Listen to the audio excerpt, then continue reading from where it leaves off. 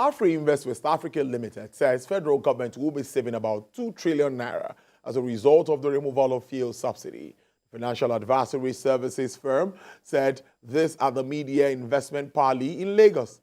The company's group managing director, Mr. Ike Chioke, said the opportunities provided by the Naira and energy reforms are huge benefits to investors that could be explored for optimum returns on investment. Also speaking at the investment parley, the managing director, chief business officer of Optimus by Afrinvest, Mr. Ayodeji Ebo, says savings from subsidy should be tied to specific projects that add value to the people while calling for investment in infrastructure that promote ease of doing business. We kind of felt that coming into 2023 with the new government coming in scheduled, given the election cycle, whoever won needed to sort of throw away some of the, I will use the word, inconsistent policy instruments that Nigeria has been using for many years. And by discarding those policy instruments, it's going to cause some initial difficulties. Like I talked about, the multiple exchange rate regime was very disingenuous, very bad for domestic investors as well as for international investors.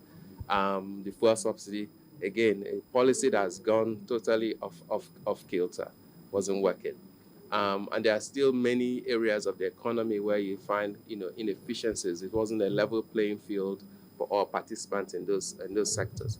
It is what the government now do in terms of taking care around the bottlenecks of activities, businesses, transport, investment in infrastructure, and using that savings from subsidies, channeling it into very productive sectors. Can they set up a fund? So we would say to provide transparency, that's implied savings. They've done it on project bonds like the Sukuk. When you travel, you see what those funds are used for. Set up that fund, ring-fence it, and whatever savings is channeled into productive sectors. And over time, if we can improve on our rail system, the cost of bringing things from Kano to Lagos is very expensive. It means we are paying for inefficiencies. If we can come through the rail system, it will be cheaper.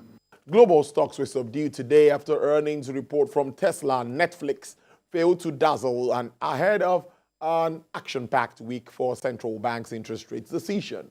The MSCI's World Index of Global Shares, which has risen more than 16%, held steady while Europe stock 600 was flat. Futures trading indicated the S&P and Nasdaq will add 0.2% each in early New York dealings. The currency market, the dollar headed for its largest one-day rise against the yuan in a month, with the dollar rising as much as 0.66% to 141 against the 138 value a week ago. And the Federal Competition and Consumer Protection Commission has delisted Sycamore Integrated and Orange Loan and Purple Credit as approved digital mobile lenders.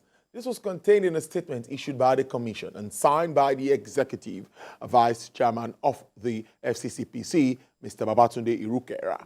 The Commission notes the occurrence of prohibited loans, recovery methods, and practices from these DMLs. Mr. Irukera also advises consumers to exercise restraint in DML selection to only those whose apps can be downloaded from Google's Play Store. However, FCCPC has promised to scrutinize listed DMLs continuously to ensure they comply with regulatory framework of the country.